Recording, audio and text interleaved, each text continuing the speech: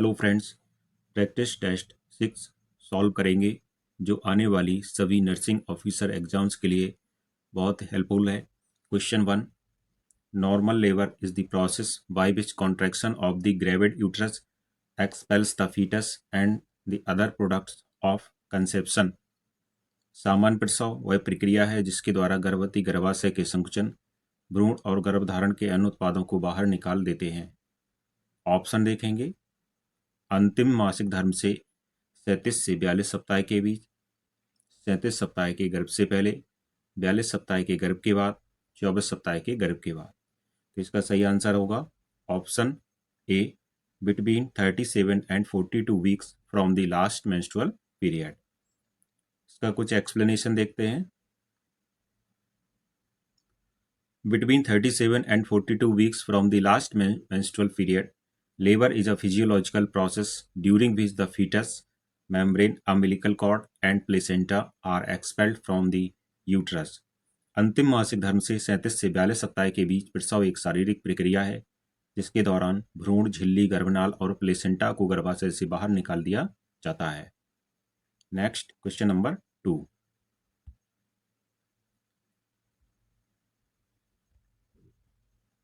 The mother has delivered the placenta. You note that the shiny surface of the placenta was delivered first. What delivery mechanism is this known as, and is this the maternal or baby surface of the placenta? माँ ने नाल को जन्म दिया, इसका मतलब है कि माँ ने गर्भनाल को बाहर निकाल दिया है। आप ध्यान दें कि नाल की चमकदार सतह पहले वितरित की गई। इसे किस वितरण तंत्र के रूप में जाना जाता है और क्या है मात्र या शिशु की नाल की सतह है? Option 1, Duncan mechanism maternal, Schultze mechanism maternal, Schultze mechanism baby, Duncan mechanism baby. देखिए होता क्या है, जब प्लेसेंटा बाहर आता है तो उसमें दो मैकेनिज्म काम करती हैं, डंकन मैकेनिज्म और शुल्ट्ज मैकेनिज्म। तो देखेंगे इसका आंसर क्या होगा। ऑप्शन सी इसका बिल्कुल सही है, शुल्ट्ज मैकेनिज्म बेबी। एक्सप्लेनेशन देखेंगे। शुल्ट्ज मैकेनिज्म क्या होता है देखते हैं। Placental separation occurs first at central areas, retroplacental haematoma push the placenta towards uterine cavity. Duncan mechanism में क्या होता है, placenta separation occurs first at the periphery, blood collects between the membrane. देखिए होता क्या है कि प्लेसेंटा का सेपरेशन होता है, एक में होता है शुल्ट्ज मैकेनिज्म में सेंट्रल एरिया से, जैसे इस प्रकार से है प्लेसेंटा तो यहाँ से आएगा बाहर, और डंकन मैकेनिज्म में पेरीफेरी से होता है, इस प्रकार से अलग होगा प्लेसेंटा, बाहर आएगा। यहाँ पे फिगर के माध्यम से और देख लेते हैं। देखिए यहाँ पे दो दिए गए हैं, सेंट्रल में ये शुल्ट्ज मैकेनिज्म है और मार्जिनल सेपरेशन हो रहा है, ये इस प्रकार से ये डंकन मैकेनिज्म है। Next question number 3, which of the following is the cause of inflammation of urethra. निम्न में से कौन मूत्रमार्ग सूजन का कारण है? Croups, bursitis, trichomonas, lupus. तो the correct answer is option C, trichomonas. Explanation देखते हैं। Urethritis is swelling and irritation or inflammation of the urethra. Urethritis is most commonly caused by bacteria or a virus. What can also result from physical injury or sensitivity to some chemicals in spermaticides and contraceptive foams and jellies. इस figure के माध्यम से कुछ देखेंगे। ये kidney है, kidney से bladder में यूरिन लाने वाली ट्यूब्स को यूरिटर कहते हैं और ब्लैडर से बाहर निकालने वाली नलिकाएं यूरिथ्रा कहलाती हैं। तो यूरिथ्रा में जो सूजन का कारण होता है, इन्फेक्शन का कारण होता है, वो होता है trichomonas bacteria. Next question, which of the following is the cause of cervical cancer. निम्न में से कौन सर्वाइकल कैंसर का कारण है? हाई फैट डाइट, बहुत बसा वाला खाना, alcohol consumption, first child after the age of 30, having sex at early marriage. तो देखेंगे इनमें से कौन सा कारण होगा वो सर्वाइकल कैंसर का कारण बनेगा। आंसर होगा option D, having sex at early marriage. जिन बच्चियों की शादी जल्दी हो जाती है उनमें सर्वाइकल कैंसर होने की संभावना सबसे ज़्यादा होती है। लगभग सभी cervical cancer human papilloma virus के कारण होते हैं। यह एक सामान्य वायरस है जो सेक्स के दौरान एक व्यक्ति से दूसरे व्यक्ति में फैल सकता है।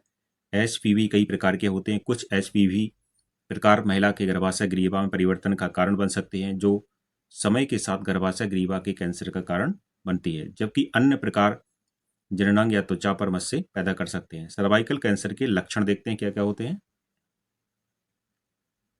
पैर में सूजन होना, संभोग के दौरान दर्द महसूस होना, अनियमित पीरियड्स आना, ज़्यादा रक्तस्राव होना, यूरिन पास करने में परेशानी होना, पेल्विक दर्द जो पीरियड से जुड़ा हुआ नहीं होता है, किडनी फेल्योर और वेट लॉस, ये इसके लक्षण हैं। नेक्स्ट क्वेश्चन देखते हैं। Question 5, the embryo becomes a foetus in the beginning of which week. किस सप्ताह की शुरुआत में भ्रूण, तो यहां पर पूछा गया है कि किस सप्ताह की शुरुआत में एम्ब्रियो भ्रूण में कन्वर्ट होने लगता है। 4th, 7th, 8th, 9th। Correct answer is option D, 9th इसका सही आंसर होगा। देखिए इसकी स्टेज है, स्टेज 3 होती हैं, जर्मिनल स्टेज, एम्ब्रियोनिक स्टेज और फीटल स्टेज। जर्मिनल स्टेज जो चलती है वो 0 से 2 वीक्स चलती है, एम्ब्रियोनिक स्टेज 3 to 8 वीक्स चलती है और foetal stage 9 weeks at birth से शुरू हो जाती है। Next question, which vaccine does not administer at birth. जन्म के समय कौन सा टीका नहीं लगाया जाता है। BCG, OPV, DPT, hepatitis B. तो सही आंसर होगा ऑप्शन सी, डीपीटी नहीं लगाया जाता है। जन्म से 1 माह तक यदि बीसीजी वैक्सीन लगानी है तो 0.05 ml देते हैं और 1 माह के बाद 0.1 ml डोज दी जाती है। बीसीजी ओनली एक ऐसी वैक्सीन है जो इंट्राडर्मल रूट से लगाई जाती है, लेफ्ट अपर आर्म में। अब हेपेटाइटिस बी वैक्सीन देखेंगे। जन्म के समय 0.5 ml intramuscular anterolateral aspect of thigh में देंगे। ओपीवी 0 डोज ओरली देते हैं, 2 बूंद। मीजल्स ये 9 से 12 माह में दी जाती है। यह एक ऐसी वैक्सीन है जिसे सबकुटेनियस देते हैं, 2 डोज के बीच 3 माह का अंतराल, जबकि अन्य वैक्सीन में कम से कम 4 माह का गैप होना चाहिए। ये देखेंगे कुछ इंजेक्शन किस प्रकार से दिए जाते हैं। Intramuscular injection 90 degree, subcutaneous injection ये 45 डिग्री पर, इंट्रावीनस इंजेक्शन आईवी ये 25 डिग्री पर और इंट्राडर्मल इंजेक्शन ये आईडी इंजेक्शन देंगे तो 10 to 15 डिग्री एंगल पर देंगे।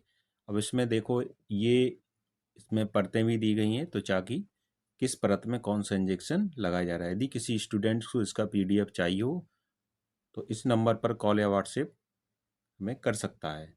नंबर है 9450783554। Next question, ORS does not contains.